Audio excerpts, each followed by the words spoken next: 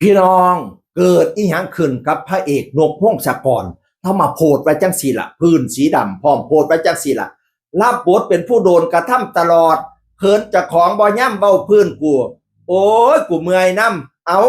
ชนะกูให้ได้เลยกูยอมแพ้แล้วมึงสิบ่ได้แข่งกับกูตื่นขึ้นก็ได้คิดเรื่องอื่นที่บ่แม่นเรื่องกูมึงเลิศสุดดีสุดชนะสุดแล้วล่ะเด้อยอมแพ้จริงๆพนาวานั่นน่ะโอ้ยจะมาเราโพดครับผู้ใดพี่น้อง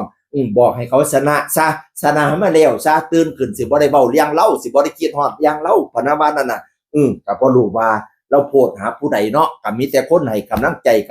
เด้อสู้ๆเด้อธรรมดาละสัตว์โลกก็มีผิดใจกันแน่เป็นธรรมดาละแต่ก็ฮักกันแพงกันไว้ดีกว่าพี่น้องเอ้ยคนเฮาเกิดชาตินี้กับชาติหน้าจักสิได้พ้อกันแม่บ่แม่เกิดชาตินี้ก็ฮักกันไว้ซะอย่าจุผิดอย่าสุพานกันเถาะให้เขาชนะไปซะว่าสันละวานั่นน่ะเราก็สิได้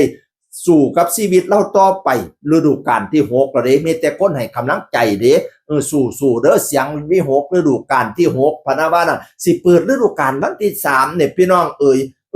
แล้วก็ว่าโอ้ยเราเตรียมหยังบ่ทันให้สิเปิดวันที่3แล้วพะนะว่าโอ้ยมี2วงเนาะตอนนี้เนาะอลังการโชว์ก็แม่นของเราเสียงวิหกก็แม่นของเราอลังการโชว์น่ะเปิดไปเรียบร้อยแล้วเหลืออันเสียงวิหกปะเนี่ยแล้วก็บอกว่าโอ้ยอยากใหญ่วันเปิดไปเป็นวันที่1พฤษภาคม2569เด้ยังไฟสิบ่ได้ล้นดากแบบนี้พะนะว่าไฟล้นดากว่าซั่นแล้วว่าน่ะแล้วก็ว่าเสียงวิหกมวยซุ่มติอีก3วันจะเปิดวงภาพสาบซุปการแสดงคือบ่มีหลุดขอโทษค่ะบ่ทันแล้วจักอันจักแนวพะนะว่าบ่ทันแล้วจักอันจักแนวขอบ่เสียหรอกระดับนกพงศกรน่ะต้องเป๊ะเวอร์อยู่แล้วพี่น้องเอ๋ยไปเบิ่งรถบ่เสียน่ะวันที่3นี่ทุกคนจะต้องตะลึงตึงตึง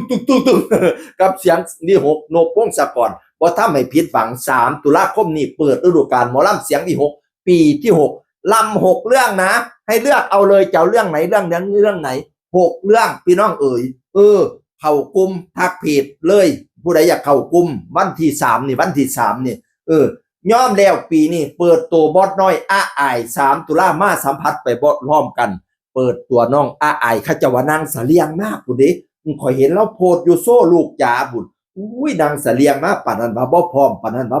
บิ่งหยังอลังการงานสร้างภาษาเสียงวิหกก็บ่แม่นธรรมดาโอ้ยเลิศค่ะข่อยบ่เสียดอกว่าเรื่องบ่พร้อมนี่อย่าสุดเสียพี่น้องเข้าไปเบิ่งกลุ่มด่วนเลยวันที่3ตุลาคม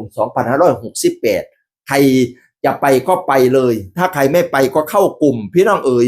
เข้ากลุ่มทั้งอัน